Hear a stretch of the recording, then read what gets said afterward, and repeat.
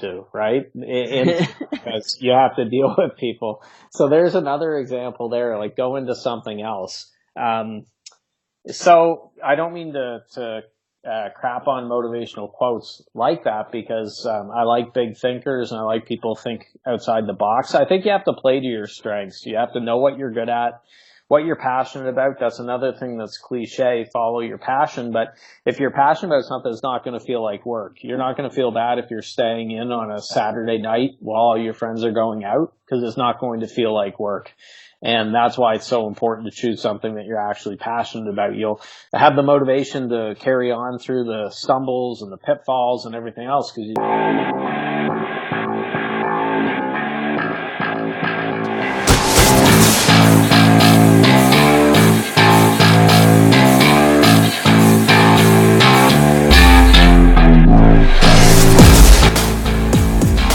This is Scratch Your Own Itch, the one show that delivers the conversations that we're afraid to share, but need to.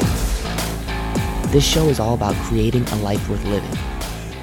I'm Logan Tyler Nelson, and I'm your host. So, you're going to hear conversations with creators and entrepreneurs talk about what they do, their current and past traumas, how they became who they are, and what they are truly curious about. This is the show where we talk about the things we think about a lot, but need to talk about more. Please take note that this show is not a substitute for actually creating a life worth living, because this show will stir your beliefs, make you question what it means to create a life worth living. So my promise to you is to always give you one question to answer for yourself today, to start turning your dreams into a reality.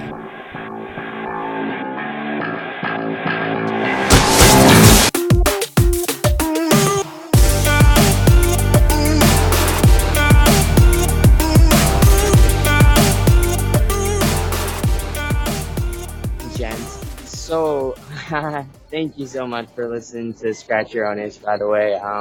I know you can be listening to any other show, but you decided to listen to this one, which means the world to me. And hit that subscribe button for me, too, because you don't want to miss another episode. And, just full transparency, I'm not doing this with my normal microphone. I'm doing these with headphones that are Bluetooth. And really just, I want to show you that it doesn't have to be perfect. You just have to hit publish and get it out there and scratch your own itch. If you're thinking about it every single day, there's no reason to get that anxiety of just thinking about it. Go with it. And it kind of falls into the theme of what this interview is going to be about with Marc Mawhinney. If you're thinking about who Marc Mawhinney is, I'm excited for you to meet him. He's a lifelong entrepreneur who has helped coaches get more clients without paid advertising. Like what? Without paid advertising? Listen closely to that. Organic reach. He's achieved so much with his programs, and not only programs for himself, but his clients' programs. He's known as the coach's coach. He's been a speaker at events like Social Media Marketing World, frequently makes media appearances, and contributes to entrepreneur.com. So please check him out at naturalborncoaches.com. I'll throw in the link below. Of course, you can just do a finger tap and be forwarded over to that. But give a huge warm welcome to the one and only Marc Mawhinney. Hey, Logan. Hey, Marc, man. Thanks for doing a second interview with me, since the first one I lost, and That happens. I would be lying if I'd say that has never happened in my podcasting life. So sometimes the podcasting gods like to test hosts just to see how serious they are. So they'll do funny little things like that just to make sure you're serious. Yeah, I love it, man. I love it. Oh, dude, it's so true. So true. So, I want to ask you the first question off the bat, man, is what do you think is the single most valuable message that you would like to share from your learning experiences of being a coach? You gave a great one right at the beginning there, where you talked about just creating and not being a perfectionist and not hesitating because you don't have perfect microphones or there's a little bit of background noise, you're in the coffee shop or whatever, who cares? If you're able to help people with your message, don't overthink it. And It drives me nuts. Whenever I'm working with a client who's a perfectionist, I do my best to beat it out of them, which sounds bad, but I just, we're not going to get along well if they have to overthink everything. If it takes them 6 months to do something that should take 6 hours, it's not going to work. So, I love what you said at the beginning here where, hey, just do it. Stop overthinking it. Just get out there and take action. Oh man, I love that, dude. Oh, bro, virtual hug all the way with that because it's just so true, man.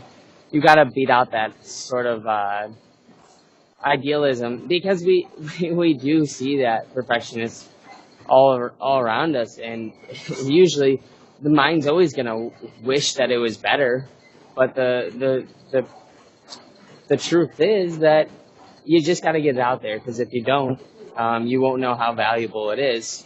And I'd love to know then, what's your best piece of overall business advice? Well, I mean, it's tough to narrow it down to one, but one that always stuck with me was something that a fellow Canadian said, Robin Sharma. I'm sure some people have read his books and seen his talks, and in one of his books, he has an acronym, KMF, which stands for Keep Moving Forward. And I've often thought of, I haven't done it yet, get a KMF tattoo somewhere on my body. It's that important. maybe if I have a drunken weekend down in Vegas or something, I'll come home with KMF tattooed on my face or something. But I think that that's huge for entrepreneurs because you are going to get knocked down. It's not a question of if, it's a question of when, and you have to be able to get back up and keep moving. And I know it sounds very cliche, to say that stuff, but it's true. If you go into business thinking you're never going to have any sort of pitfalls and life's always going to be perfect and you'll never be tested, you got a rude awakening coming up. And that's not being a pessimist, that's just being a realist. Absolutely, man. I mean, I know exactly what kind of voice you have, and you are no BS, and that's why I love you. It's just like when I meet you, I'm like, man, this guy is just he's giving it all. He's not trying to put on his facade or anything like that. That's well, I think and I turned 40 back in June, so it must be something with once you get to this age, you care less what people think. So my mentor told me that many years ago. He said the older that you get, the less you care about what other people think. And that's another thing you got to beat out of yourself. If you're in business and you're worrying about what other people are thinking, about negative feedback and criticism, get rid of that because that's going to slow you down. Yeah, I'm getting a huge smile on my face because it's almost like you read my mind. My next question for you is going to be, what would you give advice to your 20-year-old self? I think we kind of know it, but I would love for you to kind of get a riff off that. Well, it's funny because in my past life, right out of university when I was 21, I started in real estate, and I did that for about a decade and had a lot of success. And until everything came collapsing down after about 10 years. But what I would tell 20-year-old Mark is buckle up because it's going to get a little bit bumpy at times. You'll make it and you'll be better for it. What doesn't kill you makes you stronger. But it was an interesting experience going through. I've gone through not one but two business closures. And it's kind of a rite of passage for entrepreneurs. I don't wish it upon any entrepreneurs, but I learned more in those difficult times with those business closures than I probably did in the 10 years of success before it happened. So you take the lessons from it. But I would tell 20-year-old Mark to buckle up. Man, that is I got a huge smile on my face right now because, it's like that person that's been through a marathon. They know what sort of exhaustion and pain goes through it. And they puking my guts out on the side of the road and my toes bleeding and I'm dehydrated, but I'm still going. Exactly. So I would love to kind of pick your brain on this. What's a quote, man, that you see all over Facebook or social medias and you read it and you kind of hate it because it's just not true at all? Oh boys, there's so many of these lovey-dovey motivational quotes that make it sound like the universe has your back at all times, and you just have to sit home and shoot positive vibrations out of your behind, and you're all good.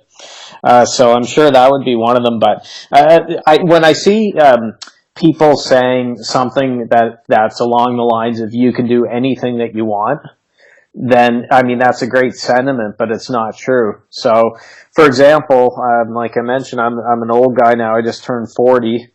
I'm about 5'9". Although he looks like Harrison Ford. Yeah, So yeah, that's right. Yeah, yeah, I'm about 5'9", and I don't know if I can jump terribly high. So if all of a sudden I woke up this morning and said, you know what, I really want to make it into the NBA.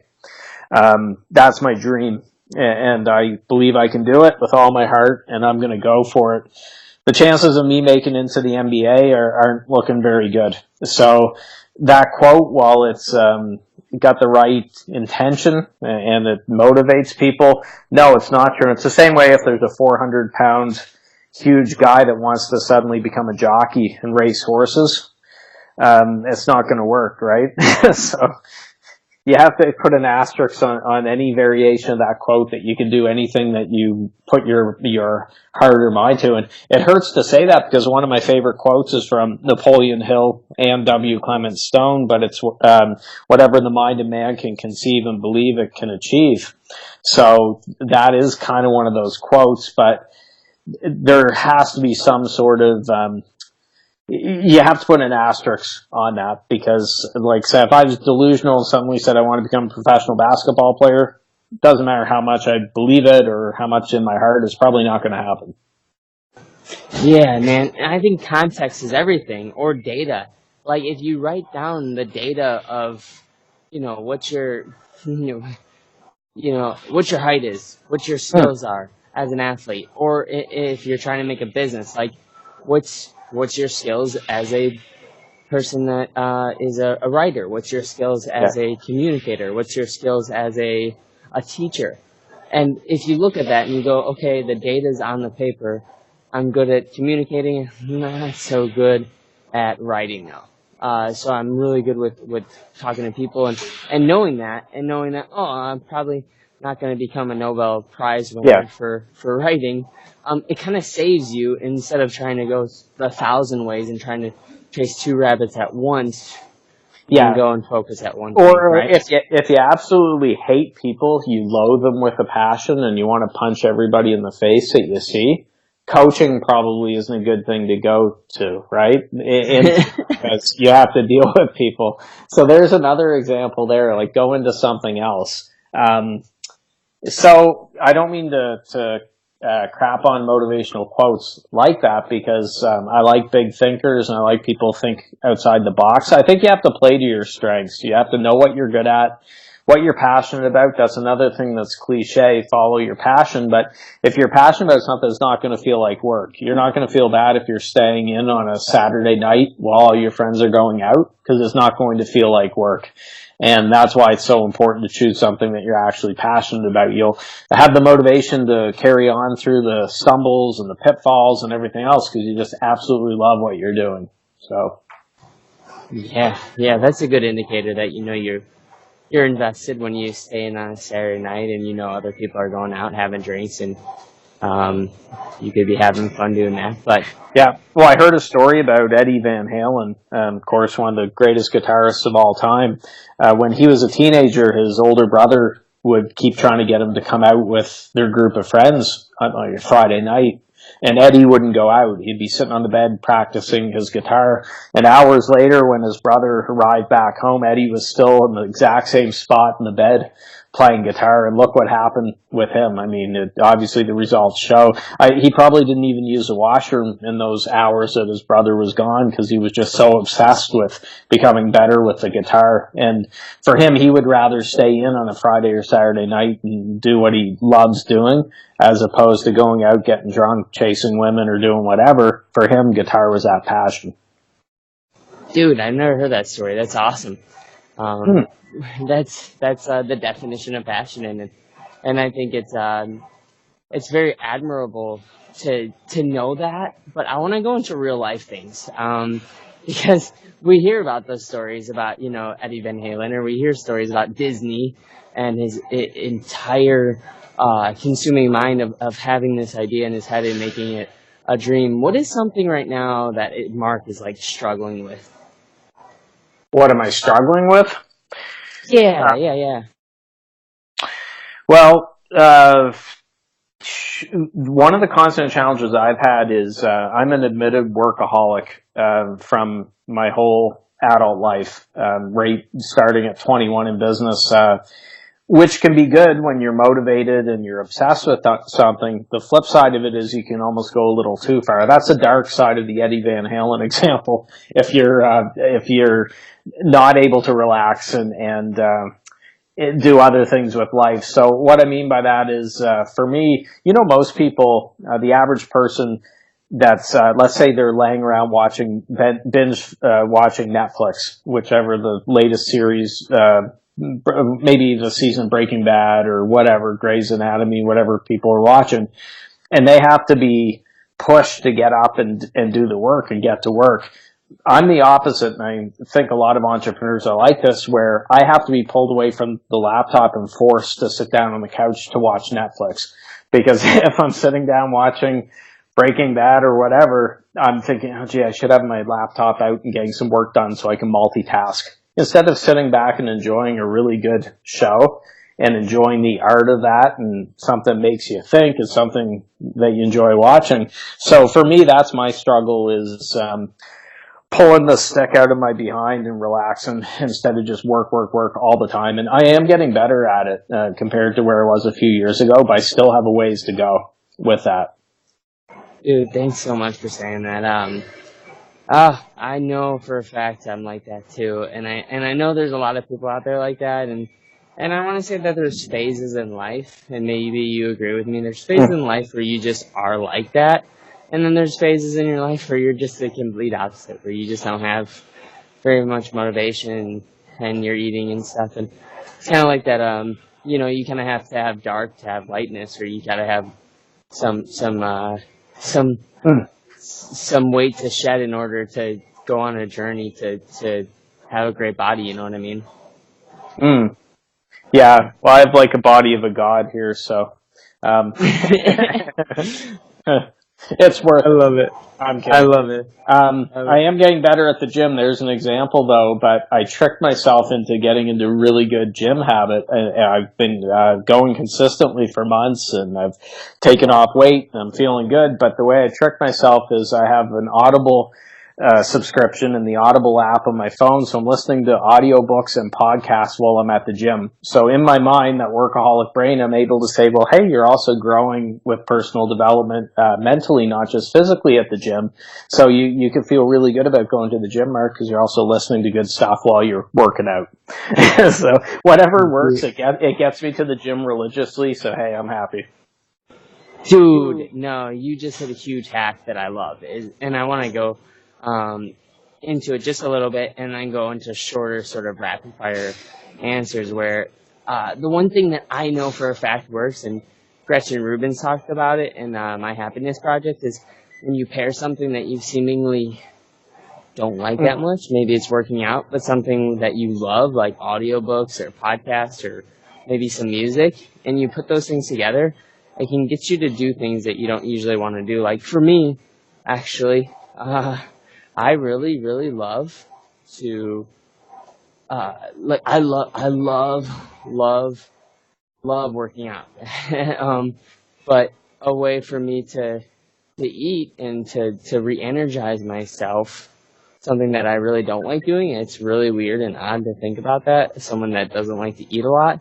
I just don't like that. I get tired when I eat a lot, and just it feels like a waste of time. Yeah, sometimes I think I wish I didn't have to sleep or eat or whatever, which, sounds crazy. Actually, here's another hack which works really well on this vein, is listening to your audiobooks and your podcasts at 2x speed, which sounded crazy at first. A client of mine told me about that, and I tried it, and it sounded like the authors were chipmunks. And I thought, I'm not going to like this because I don't want to listen if it's not sinking in. after a little bit of getting used to it, I can't go back to 1x speed. I have to listen at 2x. If it's a really fast podcast host or narrator for an audiobook, I may go at 1.5 or 1.75 or whatever, but I have to go at 2x speed. So you get these huge books that are 16, 20 hours that you're listening to in 8 hours or 10 hours. I just finished listening to a book today that's 6.5 hours, but really I'm only listening to a little over 3 hours because of the 2x speed. So I'm able to consume a lot more, and my brain keeps it. Your brain will catch up. It will get used to it, believe it or not. So I recommend giving it a try. Go at 1x or ideally 2x speed. Some people even go faster. 2x is where I'm comfortable. Dude, that is awesome. Man, I do that exact same thing with podcasts, just 1.5. Audiobooks too. So true. Hey, we're running down on time. I want to just ask you 3 more questions that are super, fast, not too deep. And then we'll round it out, because I think Sure. we've had some incredible advice or incredible little things to get people to do a number of things. I think we gave a great blueprint just to kind of operate in a business, and gave a great blueprint of kind of how to have the right mindset for when you are taking on these challenges in your life. So thank you for that. I want to acknowledge you for that. You're incredibly transparent, and that's just what I really appreciate, is someone that's not fake but shows up as themselves all the time. So anyways, I'll go into these rapid fire questions. Cool. The first question is, what's your favorite book, Mark, now that you're listening to audiobooks?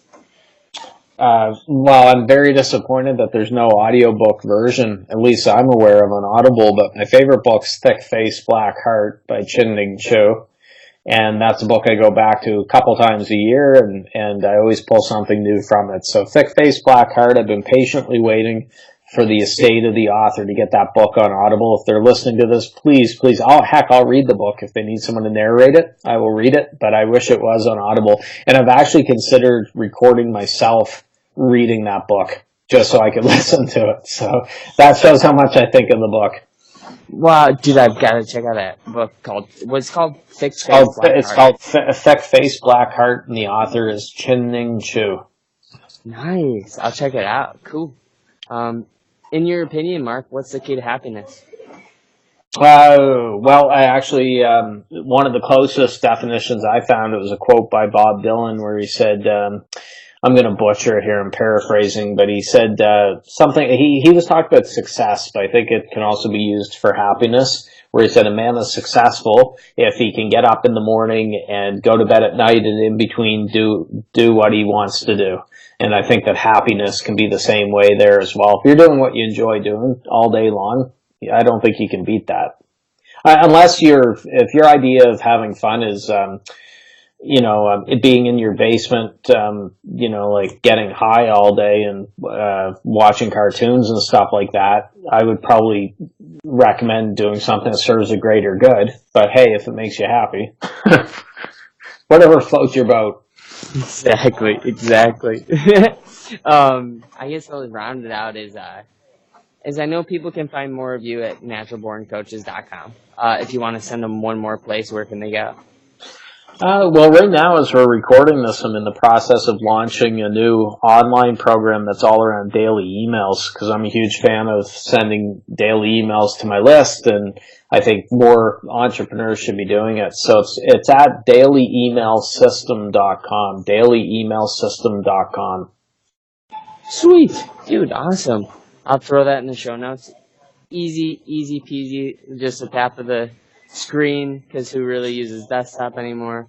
Then again, if you use a desktop, I don't think you're a Luddite or anything. Yeah, exactly. But I do want to ask, just to leave the question, it's just any listener right now, it's kind of like they're listening to this and they're like, oh, cool. And some people do use this, actually, believe it or not, Mark, it's just entertainment instead of actual, changing their day around, because that's my absolute fear, is that they just use this as a spiritual oh, sweet, this gave me some motivation, and then they don't really do anything with it. What's one question that you would like someone to record themselves actually answering into their phone, so when they're lost, they can feel like, hey, at least I'm on this mission? or, at least I'm doing what I was meant to do. What's that one question, inquisitive question? Well, a question that people don't ask themselves nearly enough is, what do I want? So they get busy doing all this stuff, but they haven't actually decided what their goal is overall. And I think you have to go the other way, where you decide what you want, then you work backwards. It's a lot easier if you can answer the question first before you get running around like a chicken with your head cut off. So I would recommend asking, hey, what do I actually want in life? And then take some time. Here's a final point, which this is something that's helped me, is as entrepreneurs, online entrepreneurs, and as humans, we're so busy. We got screens in front of us all the time. We're not taking any time to actually stop and think. And I've been reading up on different U.S. presidents, but 2 different presidents who benefited from thinking time. It was Abraham Lincoln and Theodore Roosevelt, who were both extremely busy. Lincoln had to deal with the Civil War. Roosevelt was dealing with a horrible coal miners' strike and everything else. And in both cases, they got away from the White House to go to another area, another location where they weren't going to be bothered every half a second by somebody needing something. And that came up with the Emancipation Proclamation and everything, because he had thinking room. So you could argue that it freed the slaves, and then it helped Theodore Roosevelt as well. So we need to do that here in 2018, 2019, where we step away from our computers and we actually put pen to paper, or we sit and we just think and give ourselves room to think, and we'd be surprised what we come up with. Dude, we could not end it any better than that. Please just take some time, like 10 minutes. It doesn't have to be long, because I know that short sprints are so much easier to adopt than telling someone to go run a marathon. So take like 5 minutes, even that, just set a timer, hit record, and ask yourself, what do you want? And I promise you, that advice from Marc will change your day. If you do that 3 times a day or every day, there's no way you cannot be winning. So thank you so much, Marc, for coming on the show. I really appreciate it. Again, please hit that subscribe if you're listening to this so you don't miss another episode. And Marc, I know we'll stay connected, and I'll see you on the other side, man. Thanks for having me on, Logan. 100%.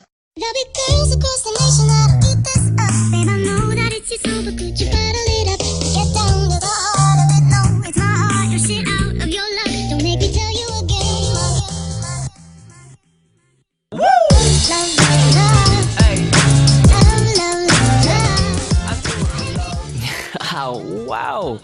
You made it to the very end of the show. Thank you so much for tuning in for another episode of Scratch Your Own Itch with your host, Logan Tyler Nelson. To make it to the end? Gosh, that doesn't happen very much nowadays. I mean, especially with the constant distraction. So, I appreciate all of the efforts that you just took out of your day to make it to the end. And if you hit that subscribe button and leave a review, you would have no idea what that would mean to me. So thank you so much for taking the time to hit that subscribe button. And if you leave a review, check it out. Just screenshot it, send it to me, and I'd love to host your review out on the show. But don't ever forget, like I say, you matter and you're enough. Love is the main reason for how all this happened. Love for all my fans, love for all the shows. Got love for all my memories, no matter where I go. Even if I'm out to nothing, I know there's always something. It's not a fitness test, but it'll always